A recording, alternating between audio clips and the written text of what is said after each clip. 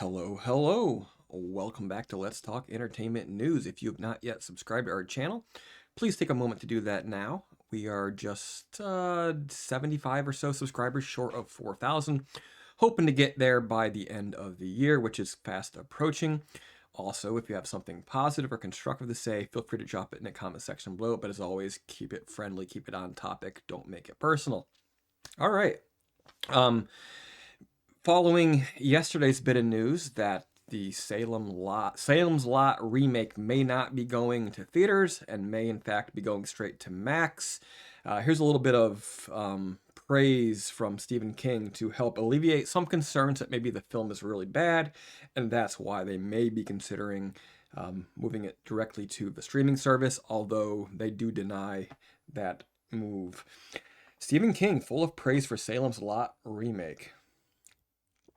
The unfairly troubled Salem's Lot remake from Warner Brothers may be ditching theaters for a straight Max release, but already has a pretty big fan in favor. A big fan in its author.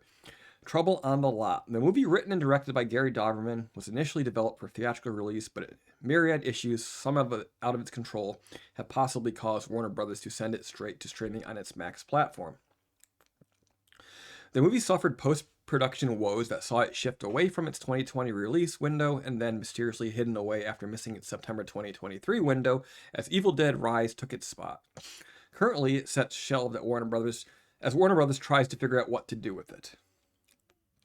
But the main reason it's allegedly heading to Max is that the ongoing SAG-AFTRA strike, which has caused a greater need for streaming content. So Salem's Lot is a contender, but apparently not alone in being eyed up for an unwanted Max debut.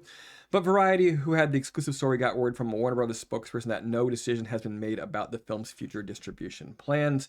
And I'm thinking they're going to get a lot of outrage about the plans, and therefore they'll decide not to go through with it. They probably leaked that information as a way of testing the waters to begin with. It's not alleged to be a slight on the film's quality, and Stephen King, writer of the original novel, it's based on, took to social media to praise what he had seen of it, citing an old Hollywood feel to it. The Warner Brothers remake of Salem's Lot, currently shelved, is muscular and involving. It has the feel of old Hollywood when a film was given a chance to draw a breath from before getting to business, when attention spans were longer, in the words. I'm going to stop there. There's more to read, and you can find the link to the story in the description.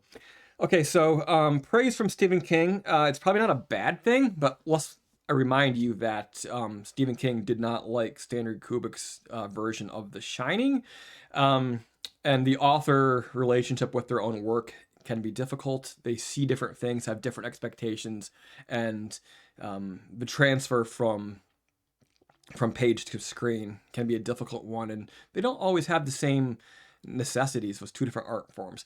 That said, the fact that Stephen King would come out of it, and probably having no obligation to come out and say anything, but to come out and to praise the film, I think that's a good sign. That said, he describes it as being a little bit slow, a little bit old school, giving the story a chance to breathe.